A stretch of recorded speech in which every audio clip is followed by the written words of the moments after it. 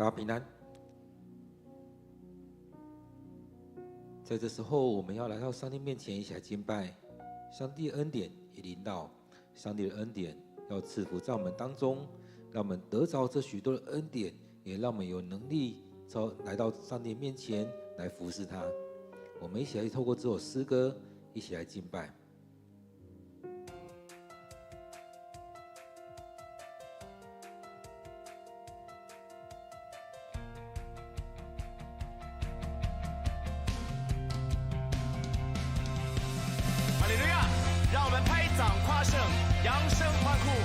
神的恩典已经降临了，他要将哀哭变为欢笑，将崎岖变为平坦。他已作王，掌权直到永远。将软弱变为刚强，贫穷成为富足。瞎眼的看见，哀哭变为跳舞。一切山洼都填满，崎岖成为平原。在神里面充满无限可能，你的能力扶庇我，战胜试炼和艰难。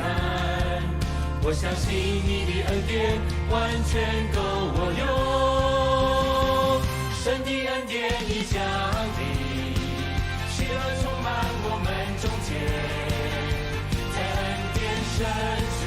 重担都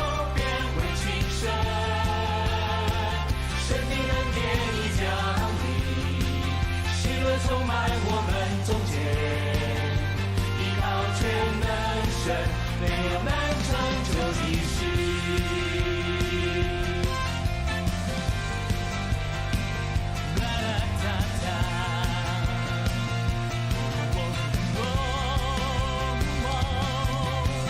将软弱变为刚强，贫穷成为富足。瞎眼的看见，哀哭变为跳舞。一切山洼都填满，崎岖成为平原。在神里面充满无限可能，你的能力扶庇我，战胜试炼和艰难。我相信你的恩典完全够我用，神的恩典已降临，喜乐充满我们中间，在恩典深处重担都变为轻省，神的恩典已降临，喜乐充满我们中间，依靠全能神，没有难成就的事。神的恩典已降临，喜乐充满我们中间，在恩典深处重担都变为轻省，神的恩典已降临，喜乐充满我们中间，依靠全能神，没有难成就的事。依靠全能神，没有难成就的事。依靠全能神，没有难成就的事。依靠全能神，没有难成就的事。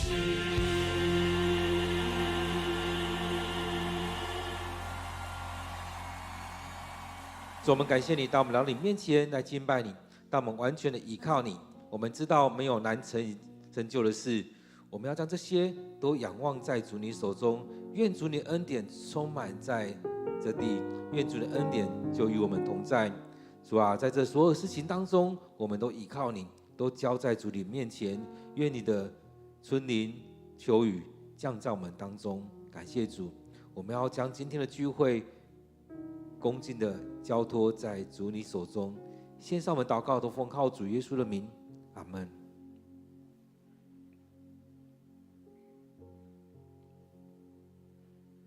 今天2月27日，我们要读的经文在约珥书第2章第18节到第32节。约珥书第2章第18节到第32节，我们一起来看这段经文，一起来领受今天的经文。上主在关怀他的土地，怜悯他的子民。他回答他们：我要赐给你们五谷、美酒、橄榄油，你们将得满足，别国不再羞辱你们。我要使北方来的黄队远离你们，我要把他们赶到荒凉的地方，前队赶入死海，后队赶入地中海。他们的尸体臭气冲天，由于他们加给你们的灾害，我要毁灭他们。土地啊，不要怕，要欢喜快乐，因为上主为你们成就了大事。走兽啊，不要害怕，草场青翠碧绿，果树结实累累，无花果树、葡萄树再度出产佳果。西安的人民啊，要欢乐，为上主你们上帝的作为欢心。他赐给你们适量的时雨，他像以前一样配降春霖秋雨。打谷场上将堆满五谷，榨槽将溢出酒和橄榄油。那几年，我打发了一对对的蝗虫，他们吃掉的农作物，我要补偿你们。你们将有丰富的食物，饱餐足食。你们要赞美上主，你们的上帝。我为你们成就了奇事，我的子民永不再被藐视。以色列啊，那时你们就知道我在你们当中，我是上主你们的上帝，除了我没有别的。我的子民永不再蒙羞。以后我要把我的灵倾注给每一个人，你们的儿女将宣告我的信息，你们的老年人要做奇异的梦，你们的年轻人要看见异象。那时，我甚至要把我的灵倾注给奴仆和使女。我要在天上地下显神迹，有血，有火，有浓烟。太阳将昏暗无光，月亮像血一般红。在上帝那伟大可畏的日子来到以前，这一切都要发生。凡呼求上帝之名的人，都必然得救。正如上主所说，在耶路撒冷圣山上，将有逃脱的人，我所拣选的人必定存活。那我们再用些时间来看今天的经文，约珥书第2章第18节到第32节，来默想，来领受。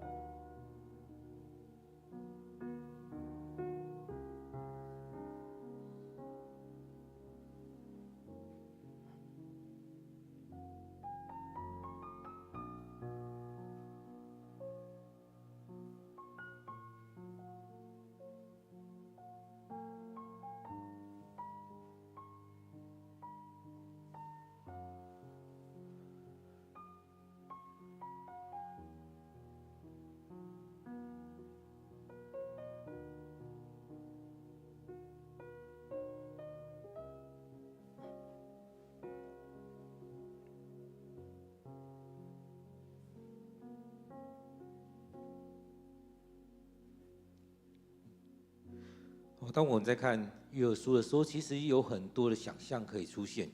有很多当中去看到过去许多的经文，或许在列王记、历代志，或者是在撒母耳书，或者是在摩西的时代的许多的景象会出现，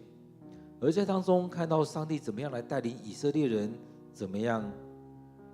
在当中看到以色列人在犯罪的时候，上帝也允许外邦的人来对以色列人出手，去教训他们，去惩罚他们。所以在这样的情况当中，会看到用这样的方式，就是要以色列人，你们要悔改，你们要悔改，回到上帝的面前。所以当我们在看列王记的时候，会看到很多时候以色列人他们去侮辱了圣殿，或者是他们自己本身。所以当他们做这样事情的时候，上帝势必会里面或许会说舍弃他们，或许会要教训他们，但是很重要是让他们能够有机会悔改。所以在前3天的经文当中会看到，好像约珥记里面讲到了上帝惩罚，就像那些蝗虫一样，一对接一对的来，也就像那些外邦的民族一国一国的来攻打他们。在这样的过程当中，会看到他们所经历的这些事情，他们常常会被掳，他们常常国家被攻破，他们也常常在那过程当中求上帝出手来帮助。所以在那个过程当中，在第2章的前半段也讲到说，上帝说你们依然在这样的情况，你们依然有机会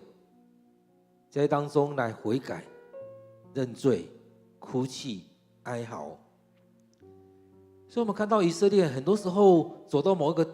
状况的时候，会来到上帝面前求上帝出手来拯救他们。而在那时候，上帝可能就派士师，可能就派先知，可能就派某些人来帮助他们。有可能这个时期当中过了40年，有可能又过了更久的时间，他们又开始离弃了上帝。有时候很快，可能士师过去了，先知过去了，他们可能又放下来。可能在那时候害怕先知，害怕士师，害怕这些祭司，他们不敢做。当这些人一离开，他们又开始堕落了。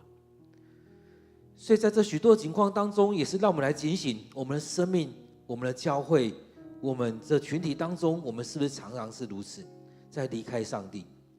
然而在今天的经文里面讲到说，上主在关怀他的土地，怜悯他的子民。所以虽然在那过程当中，其实上帝一直在关注着我们，一直在关怀着这块土地所发生的事情。所以就像我们一样，我们说我们要定根在本地，我们在当中关心着台湾所有的事情。所以在我们信仰里面就是如此，而上帝也是如此，关怀着他的土地，怜悯他的子民。在所面对这所有事情当中，上帝并不是说让你们全部灭亡就算了，而是这些都是上帝的子民，他都关注。虽然过去让蝗虫在当中去击打他们，让他们所有的出产的东西都没了，但这边讲到说，我要赐给你们五谷、美酒、橄榄油，你们将得满足，别国不再羞辱你们。确实他们过去经历的是这些，每次当他们被掳的时候，他们就很惨。也就像之前他们虽然不是被掳，但他们在埃及住了那非常久的时间，住到后来连当地的人都欺负他们了。而在后来有许多时候因着一些事情，他们被掳了，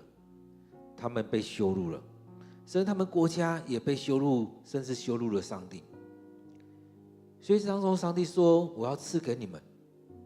要让你们得着满足，要让你们丰丰富富了，让你们所缺乏的不再缺乏了，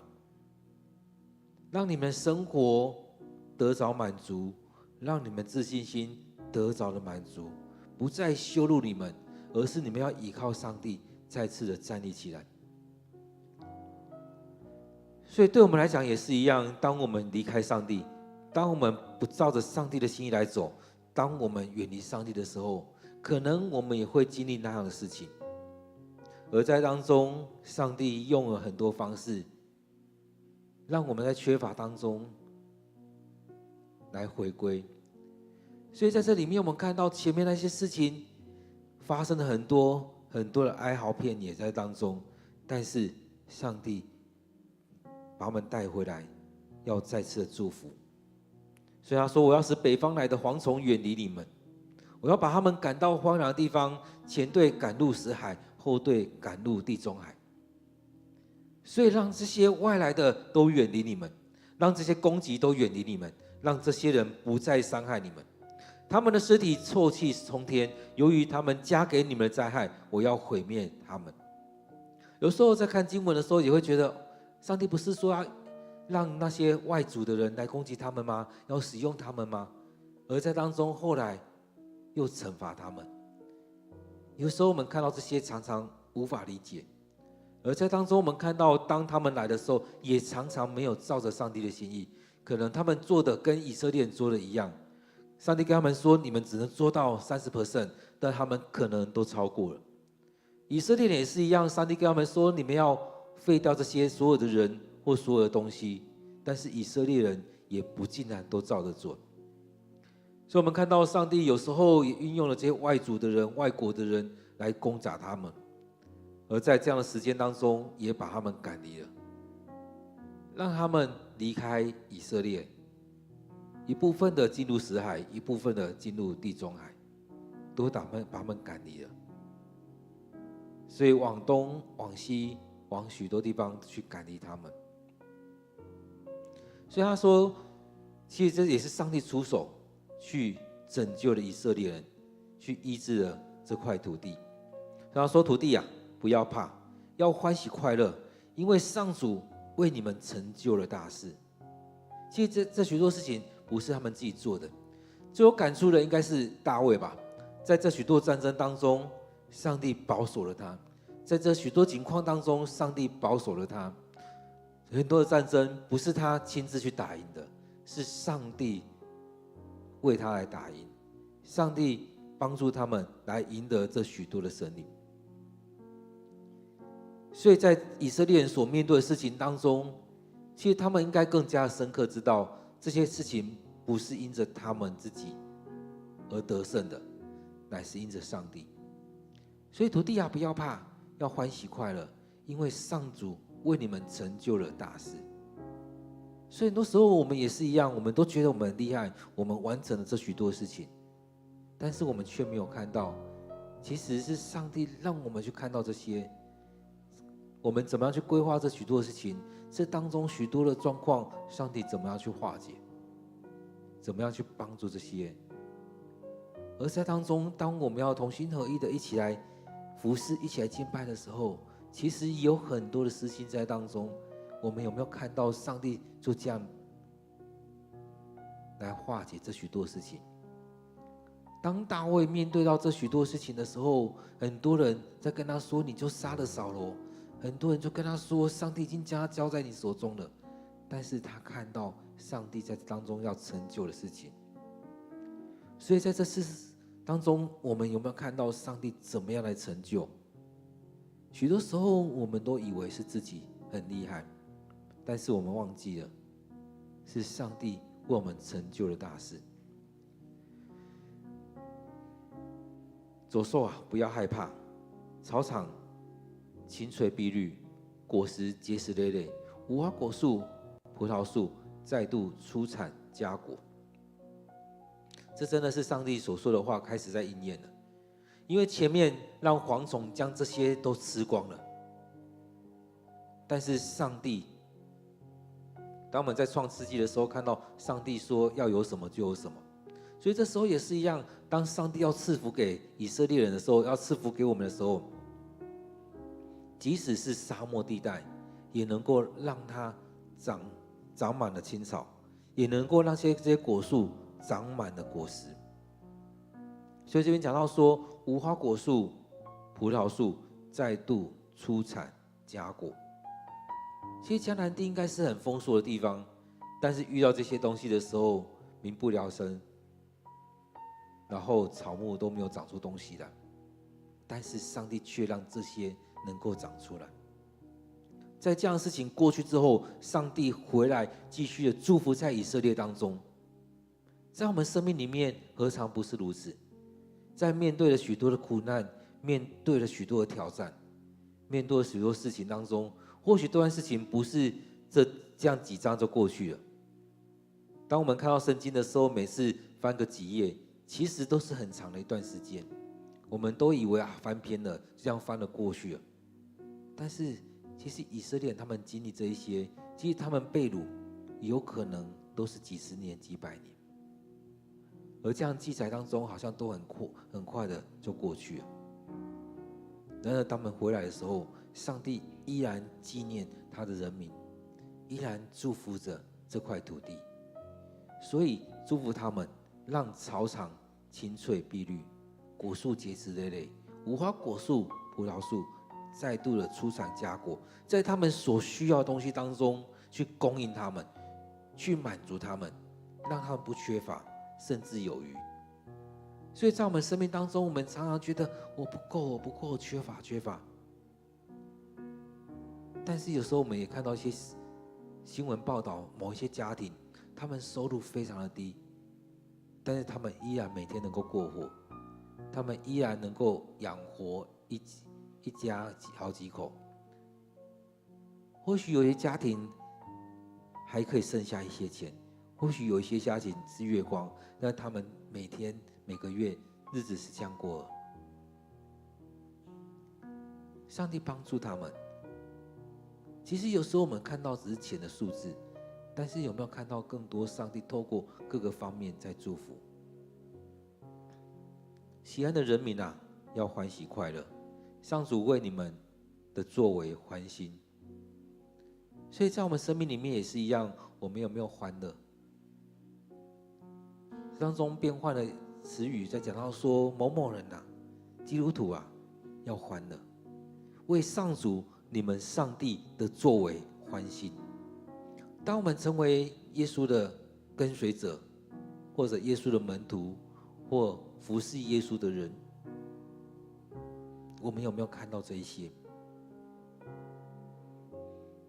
我们常常在某些事情当中过不去，常常在某些事情当中互相的攻击，我们常常在某些事情当中在抱怨上帝。其实我们看到，当摩西带领以色列人出埃及的时候，会发现大部分的以色列人都持续的在埋怨：为什么我们要离开？为什么缺水？为什么我们缺食物？为什么我们缺肉？为什么我们缺什么？倒不如让我们死在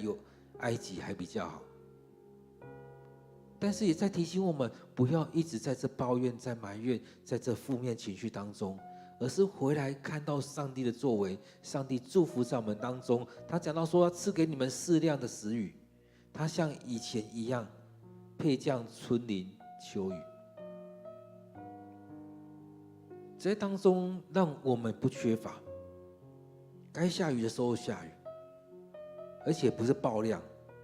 给他适当的量，不会下雨下太多，然后洪水爆发，不会下雨下太多，结果淹死了，不会下雨下太多，把所有的东西都冲掉了，但是也不会太少，让我们缺乏。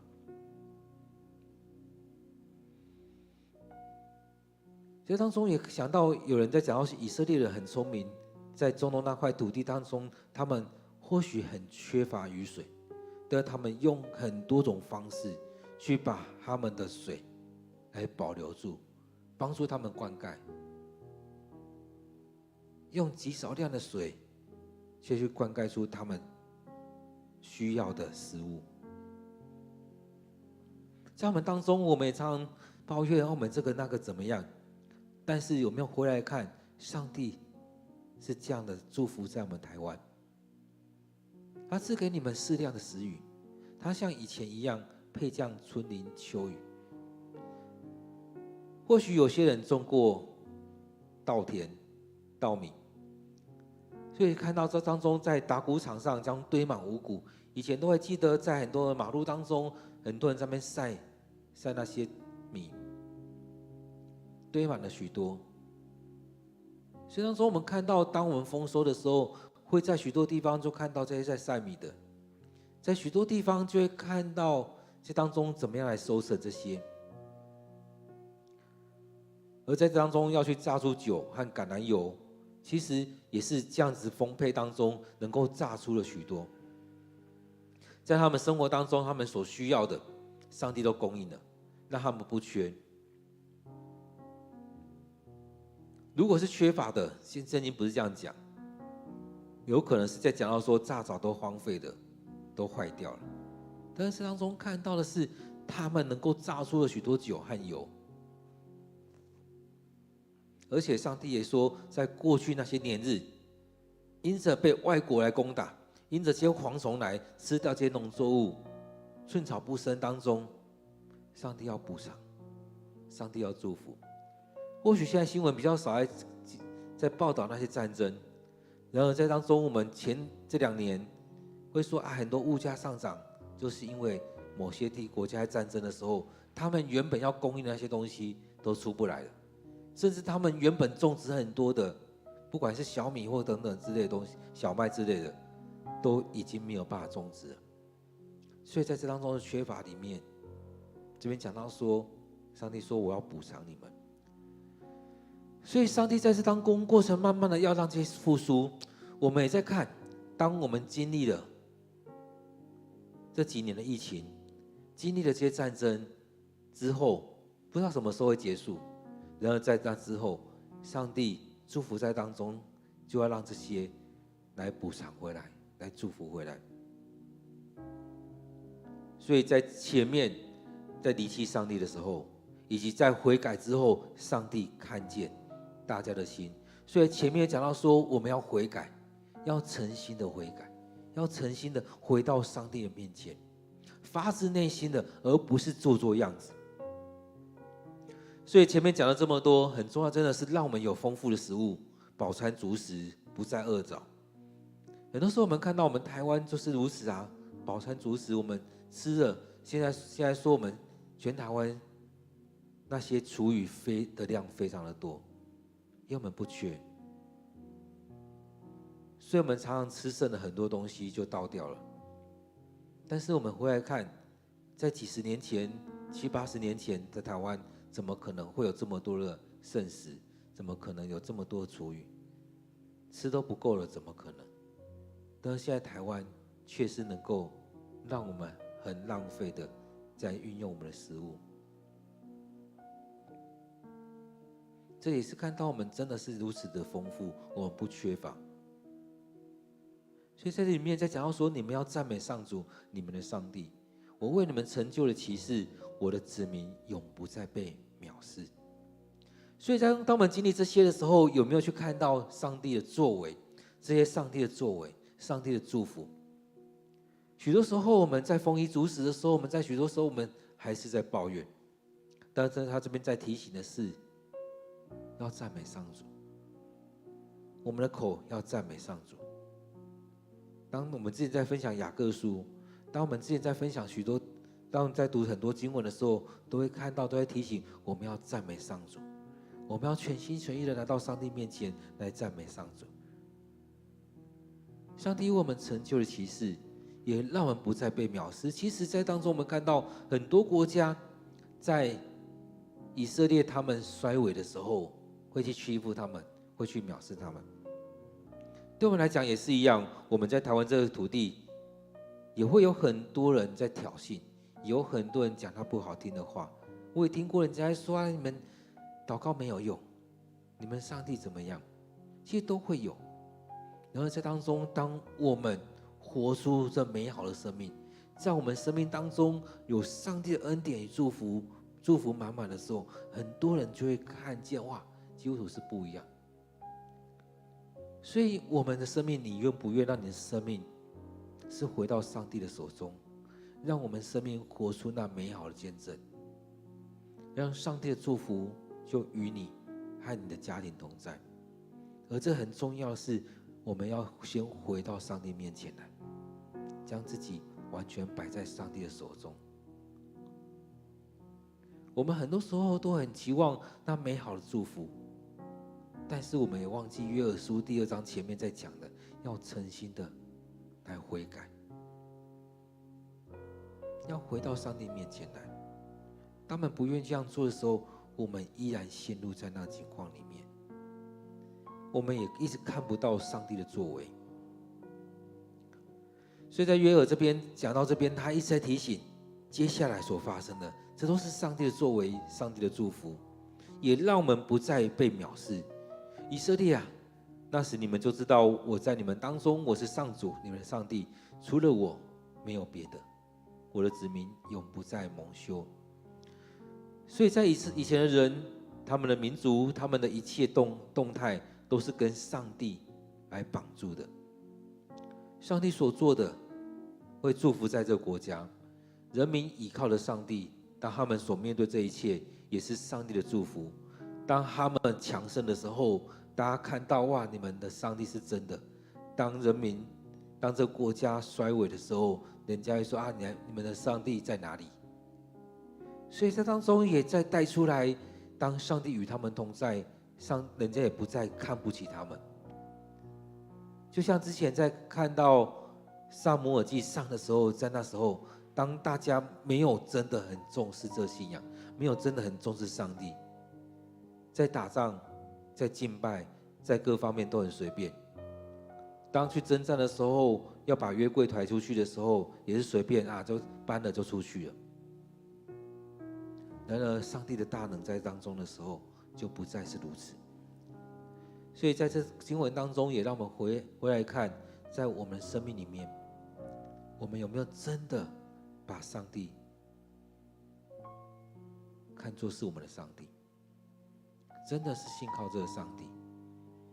其实当我们在看以色列他们是被拣选的民族的时候，其实他们不尽然是认为这是他们的上帝，所以他们很多的人也很轻易的去拜别的神，也很轻易的就离开了。在我们生命里面也是如此，我们是不是很轻易的生命就改变了？因为我们没有真的认为这是我们的主，我们的上帝。然而上帝没有忘记他与人们所立下的约。所以在当中我们看到一步一步的，前面是这样很多毁坏，很多的鞭打，然后当人民愿意悔改的时候，上帝大大的祝福，在这物质性，在这生活当中让他们恢复之后，更重要的一个是他讲到说，以后我要把我的灵倾注给每一个人。当人们愿意悔改，当生活改善，当生命开始改变的时候，他说以后我要把我的灵倾注给每一个人，又回到过去跟上帝美好的时光，去领受上帝的灵，上帝的灵进到我们生命里面。其实在过去都有很多记载讲到说，上帝的灵被上帝的灵充满，被上帝的灵充满。或许这些人就开始忘形说话，这些人开始讲灵语，这些人开始有一些不同于以往的状况。所以这边讲到说，我要把我的灵倾注给每一个人，你们的儿女将宣告我的信息，你们老年人要做奇异的梦，你们的年轻人要看见异象。所以这些领受都是从上帝而来，因为上帝的灵倾注在每一个人当中，上帝的灵充满在我们当中。所以上帝的灵充满在以色列人当中，上帝的灵充满在我们当中，所以会去经历到站起来宣告上帝的信息。这样的情况让我想到，就像是耶稣的这11个门徒，当他们领受圣灵的时候，在五旬节领受圣灵的时候，他们就站起来宣讲。在前面他们怕得要命，但他们就站起来宣讲。当司提反他被圣灵充满的时候，虽然他被抓了，但他依然勇敢的站立起来，来回应当时的人。当保罗也是如此，在那时候新约有许多这样的人，在旧约也有许多这样的人。所以这边讲到说，上帝的灵充满在我们当中的时候，将站立起来宣告上帝的信息。在我们当中也要做那奇异的梦，这是我们无法理解的，但是上帝要让我们看见的景象，透过梦，透过在做梦的时候，年轻人要看见异象，也就是让我们在当中，不管或许透过祷告，透过在读经，透过在敬拜的时候，让我们领受这样异象，去看见。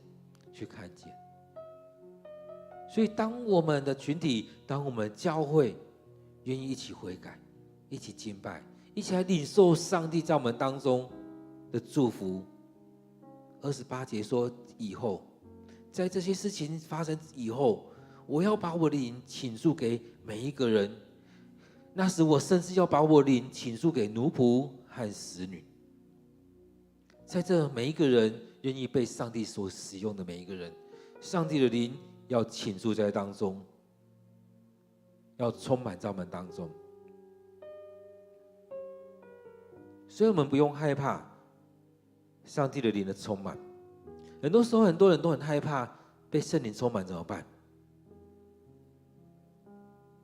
很多时候我们很多人在教会久了也不明白，也都害怕。其实很多时候牧师也都说，就放开吧，不要想那么多，单纯的去面对。当圣灵要与我们同在的时候，不要去阻止他。很多时候我们都用我们过去所领受的、所被教导的，然后就开始有很多理由说啊，我们很理性，我们怎么样，我们只注重圣经。但是我们会来看圣经里面讲到，圣灵要充满在我们当中。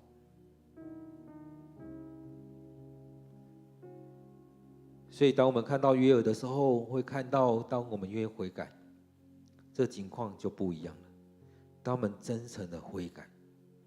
所以耶稣也才会说，用我们心灵与真实来到上帝面前来敬拜，不用伪装，不用作假，真实的来到上帝面前来敬拜。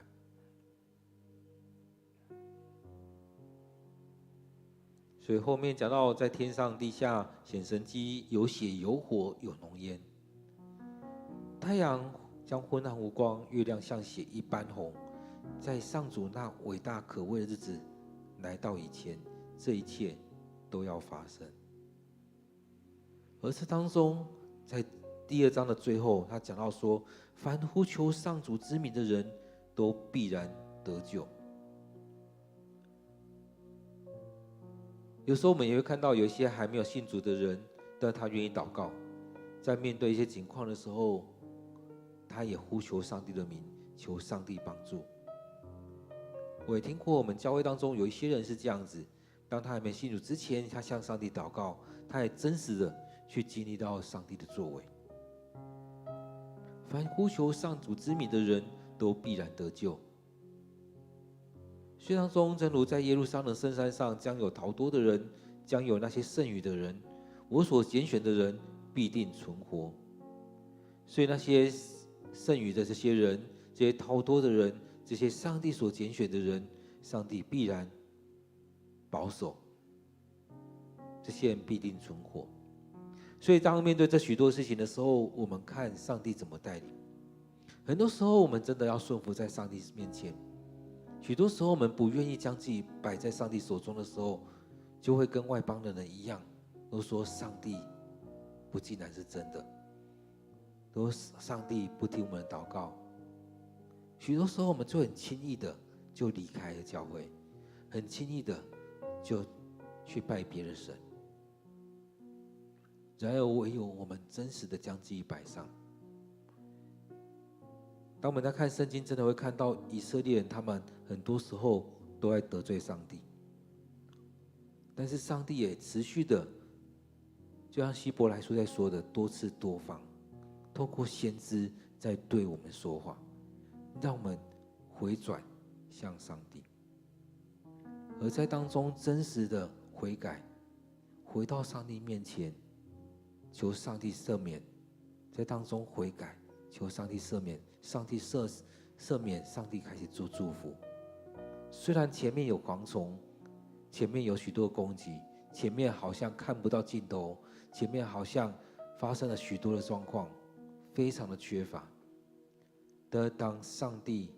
来到我们当中的时候，大大祝福在我们当中。或许过去看到是缺乏，后来经历到上帝的祝福，上帝的供应，不再是缺乏，而是充满了这许多的恩典，让我们饱足，甚至有剩，甚至有余。所以在今天的经文当中，我们看到上帝这样祝福，而在这样的祝福供应之后，也让我们领受上帝的灵。上帝的灵要在我们当中，或许上帝的灵让我们感觉到温暖，感觉到平安。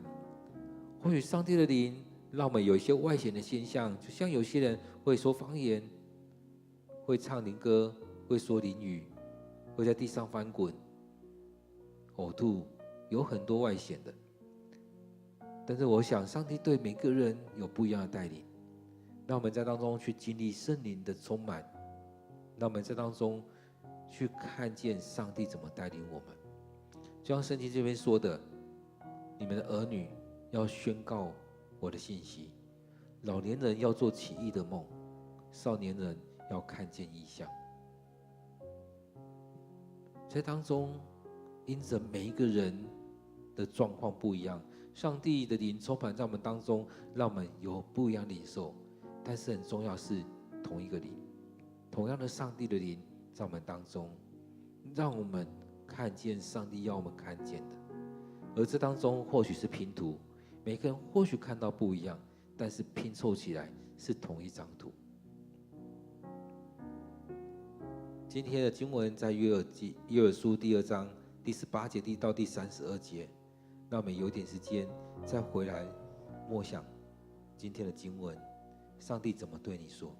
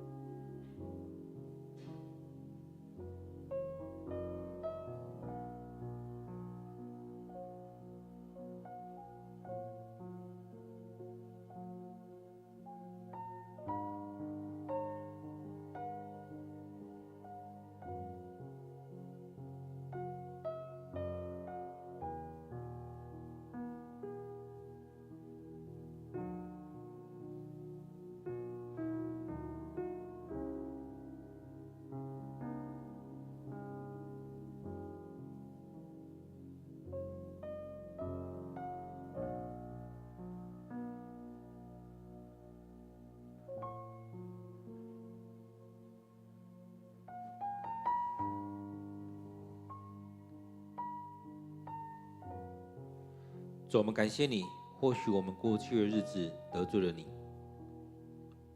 许多时候我们是个人的得罪你，也许多时候是这群体的状况。而在当中，当我们远离你的时候，或许我们也经历了这许多的苦难。主啊，不要让我们在旷野太久，而是让我们回来你面前领受你的心意。不要让我们被掳太久，而是让我们在当中再次回来领受你的恩典。像我们今天所读的经文一样，你要补偿在当中，你要祝福在这当中，要我们得着的这样的满足，让我们去经历你的恩典不缺乏。不论在我们生活，在我们在物质面当中不缺乏，也在我们在灵里面领受你的祝福，你的充满，甚至让我们去宣讲你的信息，让我们去看见你要让我们看见的意象，或者是透过做梦当中去看见这样的意象。愿你的灵就充满在我们生命当中，充满在我们教会，充满在我们的群体里面，让我们领受从你而来恩典与祝福。主，我们感谢你，让我们透过约珥记再次的来回想，再次来反省我们的生命，也要将我们的教会，将我们的团体仰望在主你手中，让我们真实的去经历到被你的拣选，让我们真实的去经历到主你的带领，你的恩典。感谢赞美你。主，我们要将今天的聚会恭敬仰望在主你手中，愿主你悦纳我们所摆上的，也让我们真实的将自己的生命来摆上。感谢主，我们将祷告祈求了，奉靠主耶稣的名，